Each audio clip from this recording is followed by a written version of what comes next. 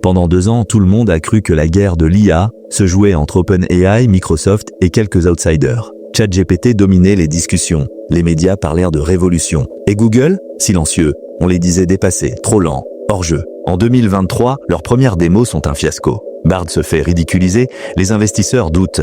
Mais ce que presque personne n'a compris à ce moment-là, c'est que Google n'était pas en retard. Google préparait autre chose, pas une réponse, un système. Et aujourd'hui, en 2026, le paysage s'est inversé. Gemini explose, l'écosystème se referme. Et une question se pose, Google est-il revenu dans la course ou est-il en train de gagner la guerre sans que personne ne le réalise?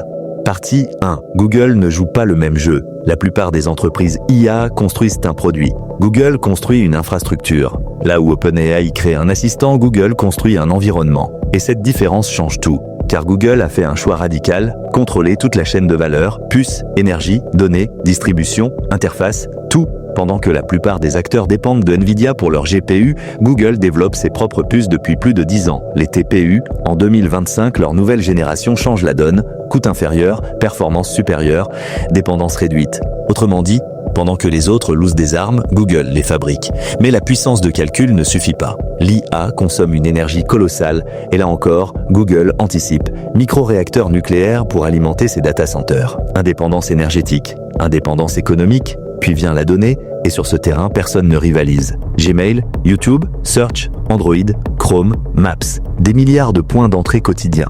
Pendant que certains négocient des accès API, Google vit déjà dans votre quotidien. Partie 2, Gemini, le cheval de Troie. Le génie de Google n'est pas seulement technique, il est stratégique. Ils ont compris une chose, la technologie la plus puissante n'est pas celle que l'on choisit, mais celle que l'on utilise sans s'en rendre compte. Gemini n'est pas juste une application, c'est une couche invisible. Dans Android, dans Gmail, dans Chrome, dans YouTube, dans la recherche, pas besoin de convaincre l'utilisateur, il est déjà là. Résultat, des centaines de millions d'utilisateurs actifs. Des milliards d'interactions mensuelles. Une IA intégrée partout.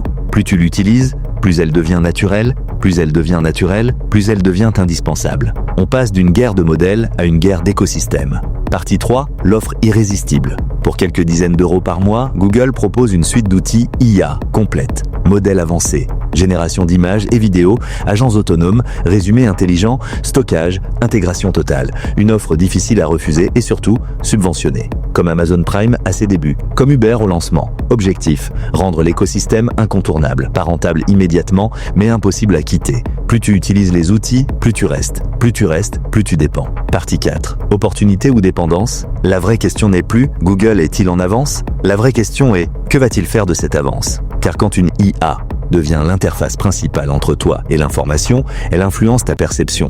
Ce n'est plus seulement un outil, c'est un filtre. Et pourtant, cette domination est aussi une opportunité. Jamais il n'a été aussi facile de gagner du temps, automatiser, créer, produire, apprendre. La différence ne se fera pas entre ceux qui utilisent l'IA et ceux qui la rejettent. Elle se fera entre ceux qui la subissent et ceux qui l'utilisent intelligemment. Conclusion, la guerre de l'IA ne se gagnera pas seulement avec le meilleur modèle. Elle se gagnera avec l'infrastructure, la distribution et l'usage quotidien. Et aujourd'hui, Google joue sur ces 3 terrains. La vraie question pour toi n'est pas « Qui va gagner ?», mais « Comment tu peux prendre de l'avance dans ce nouveau monde ?»